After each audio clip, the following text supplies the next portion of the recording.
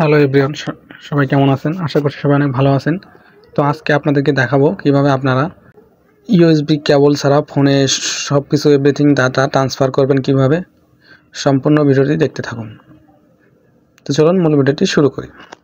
তো সেই জন্য আপনাদেরকে ফার্স্টে প্লে স্টোরে আসতে হবে। প্লে স্টোরে আসার পরে এখান থেকে একটা অ্যাপস ইনস্টল করতে হবে আপনাদের ফোনে। অ্যাপসটির নাম হচ্ছে wifi FTP server. Wifi FTP সার্ভারটি আপনারা আপনাদের ফোনে ইনস্টল করে নেবেন। এরপরে জাস্ট এখান থেকে আপনারা ওপেন করবেন। ওপেন করার পরে এখান থেকে গেট স্টার্ট এটাতে ক্লিক করবেন। এরপরে আলোতে দিয়ে দেবেন। এখন আপনার পিসিতে আসবেন।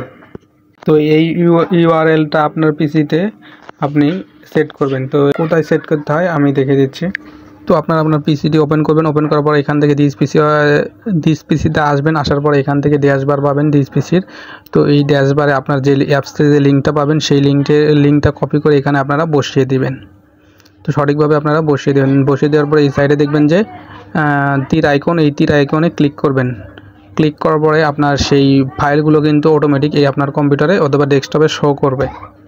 তো আপনি চাইলে এখান থেকে কিন্তু সব কিছু কপি করে আপনার ডেস্কটপ অথবা ল্যাপটপে আপনি রেখে দিতে পারবেন। তো এই ক্ষেত্রে আপনাদের শর্ত থাকবে একটাই, সেটা হচ্ছে আপনার ফোন, ডেস্কটপ, ল্যাপটপ সব কিছু কিন্তু একই ওয়াইফাই কানেক্ট থাকতে হবে।